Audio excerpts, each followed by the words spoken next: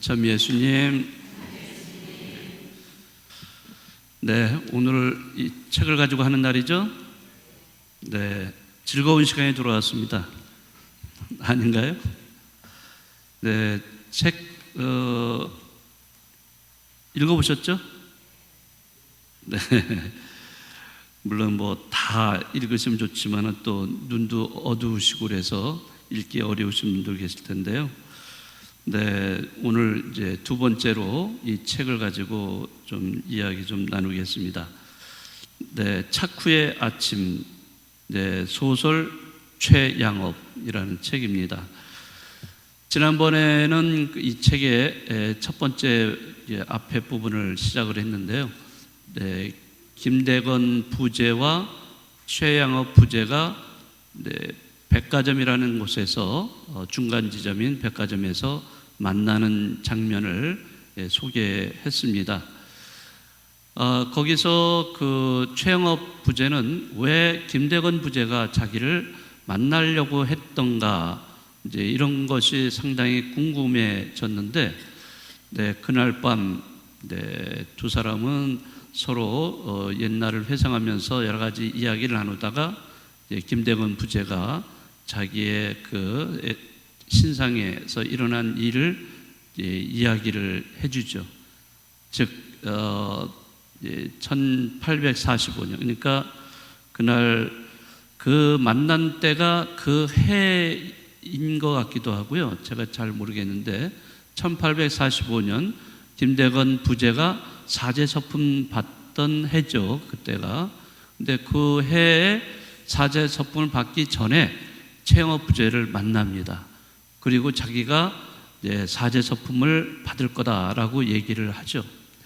근데 사실은 두 사람이 같이 그 최방제, 일찍 세상을 떠난 최방제와 함께 15살의 나이에 그 신학생으로 선발돼서 마카오에서 신학생으로 공부를 했죠. 같이 공부를 했던 입장인데, 사제서품은 부제품은 서로 받았지만은 사제서품은 이 따로따로 이렇게 기간이 다르게 이 김대건 부제만 먼저 받고 최양업 부제는 나중에 받게 돼버린 거예요. 그러니까 김대건 부제로서는 굉장히 부담스러운 거예요. 자기가 사제서품을 미리 받는 게 받으려면 같이 받아야 되는데 이상하게 자기만 먼저 받고 최양업 부제는 나중에 받게 된 겁니다.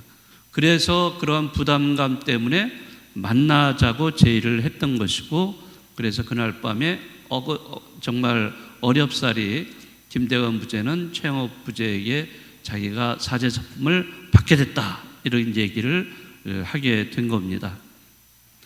그래서 그런 이야기를 듣고 이제 다음 날 이제 헤어지죠. 이제 마음이 무겁기도 하지만 또 한편에서는 최양업 부제는 김대건 부제가 사제서품을 받는다니까 이제 기뻐하게 되고, 네, 그래서 서로 헤어진 다음에 양업 부제는 이제 소팔가자로 가게 되고, 그 김대건 부제는 네, 김대건 부제는 그 상해로 돌아가죠. 이 소설에서 이제 두 가지 이야기가 있는데, 하나는 소팔가자로 가는 과정에서 그 길잡이 역할을 하는 범요한이라는 사람이 있습니다. 그래서 하나는 범요한에 대한 이야기가 전개되고 있고, 또 하나는 김대건 부제가 사제서품을 받는 과정을 소개를 하고 있습니다. 범요한은 그 양업 부제를 따라다니면서 길잡이 역할을 하는 사람인데, 이 범요한은 그 엑스세미라고 부르죠. 엑스세미가 뭔지 아세요? 네, 거기 소설책에 나오죠. 엑스세미. 엑스라는 말은 바깥이라는 말이고요. 세미는 세미나리안의 줄임말입니다. 그러니까 세미나리안은 신학생이에요. 그러니까 이 범요한도 신학교에 들어가서 신학 공부를 한 사람이에요. 그런데 신부가 못 됐어요. 네, 그리고 신학교를 나오게 된 사람입니다. 그래서 이 범요한은 소팔가자 신학교에 허드렛 일을 하고 있고 또 현재 그 양업부재 그 길잡이를 하고 있다라고 소개를 하고 있습니다. 이제 길잡이 요한, 범요한이 왜 신학교를 나오게 됐는가, 이제 이런 거를 이제 설명을 이렇게 하고 있는데, 그 설명하는 과정 속에 범요한이 그 이제 양업부재를 모시고 다시 소팔가자로 가는 길목에서 그날 하룻밤을 주막에서 자죠. 네, 주막에서 자는데 그 주막에서 이제 이 양업 부재한테 나중에 사제서폰을 받는다, 김대건 부재가 먼저 사제서폰을 받는다, 이런 이야기를 들으면서 이제 본인도 상당히 기분이 언짢게 된 거죠.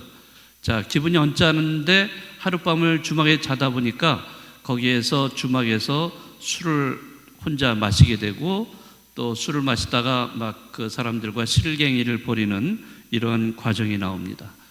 이제 그러면서 범요한이라는 사람의 어떤 인격이 이제 드러나게 되는데, 어떻게 보면 이제 교만한 사람, 또 자존심이 강한 사람, 그래서 이제 이러저러한 그런 성격 때문에 결국에는 사제의 길로 가려다가 제동이 걸렸던 그런 사람이에요. 그래서 신학교를 나오게 된 그런 사람이죠.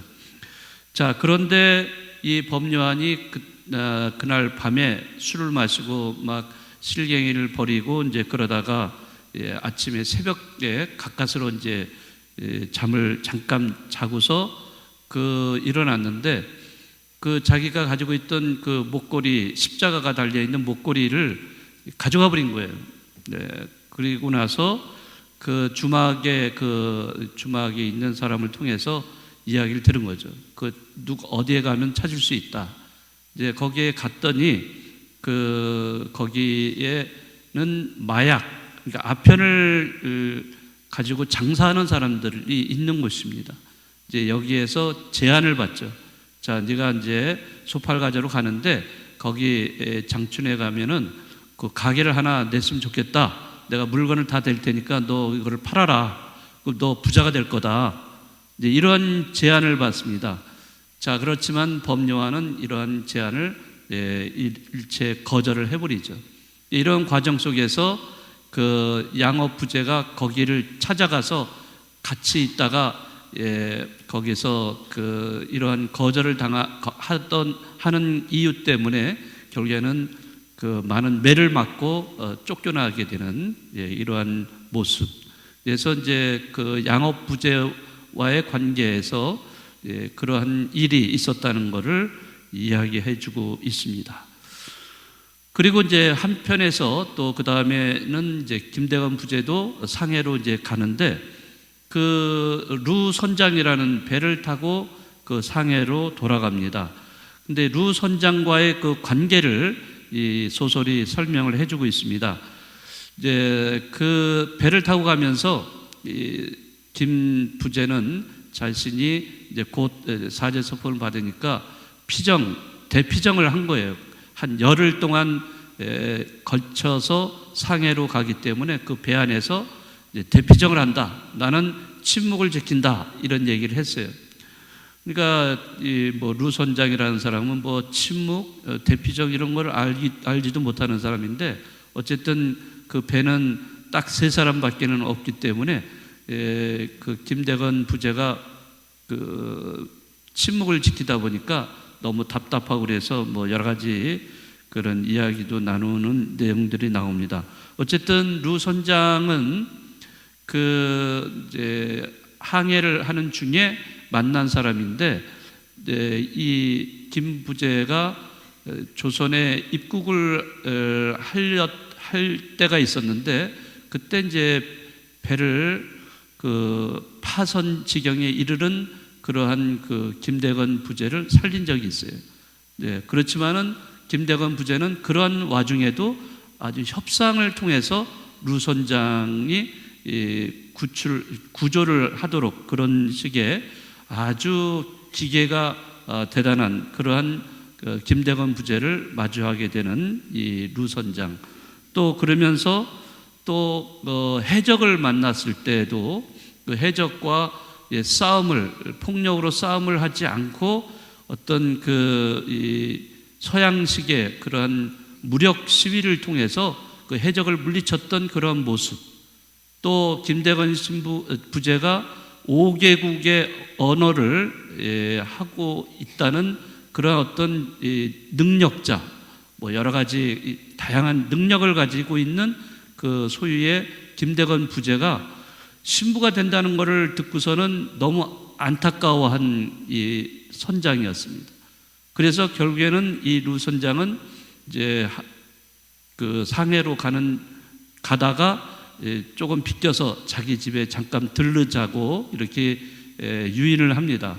그래서 집에 들렀는데 그 집에 넓은 정자에 이 김대건 부제를 잘 모셔서 차를 대접하면서 자기 딸을 소개를 딱 시켜주는 거예요. 아름다운 21살의 아주 성숙한 그런 딸이 탁 나와서 그 딸하고 이제 인연을 맺으면 어떠냐, 이제 이런 식으로 이제 유인을 하는데, 거기에 넘어갈 김대건 부제는 아니었죠. 어쨌든 그런 과정을 거치면서 이제 1845년, 그 1845년 8월 17일 상해 금가항 성당에서 오전 10시에 사제 서품이 열리게 됩니다. 자, 이 자리에 이제 여러 사람들이, 우리 조선에서도 오고 이렇게 여러 사람들이 있었고, 그 자리에도 루 선장이 있었다고 하는데, 어쨌든 그러면서 천주교 한국 천주 사제가 처음으로 탄생하는 이 역사적인 순간, 이것을 이 책이 소개를 해주고 있습니다. 페레올 주교도 나오고, 그래서 여기에서 사제 서품을 받으면서 김대건 부제는 이제 나는 세속에서 죽었습니다 라는 말을 이렇게 하면서 사제 서품을 받습니다. 자, 이렇게 이 책은 그 읽은 순서대로 그 내용이 나오고 있습니다. 특별한 것은 아니지만은 우리가 이런 소설을 통해서 상상의 나래를 펴고 그 당시에 그 최영업 부제 또 김대건 부제가 어떻게 그 관계가 어떠했는지, 또 그런 주변 사람들과의 관계는 어떠했는지, 이런 것도 우리가 엿볼 수 있는 대목이라고 할 수 있습니다. 그래요. 그렇게 지금 이제 점점 이 소설이 그 어떤 정점을 향해서 이렇게 나아가고 있으니까요. 여러분들도 한번 읽어보시면은 이러한 그 과거에 일어났던 일에 대해서 우리가 좀 더 생각을 해보고 또 상상을 해보면서 이분들이 어떻게 그런 삶을, 신앙의 삶을 사셨는가, 이런 것도 엿볼 수 있지 않을까 생각합니다. 다음 주에 또 여러분들이 읽으시면서 같이 이야기 나누도록 하겠습니다.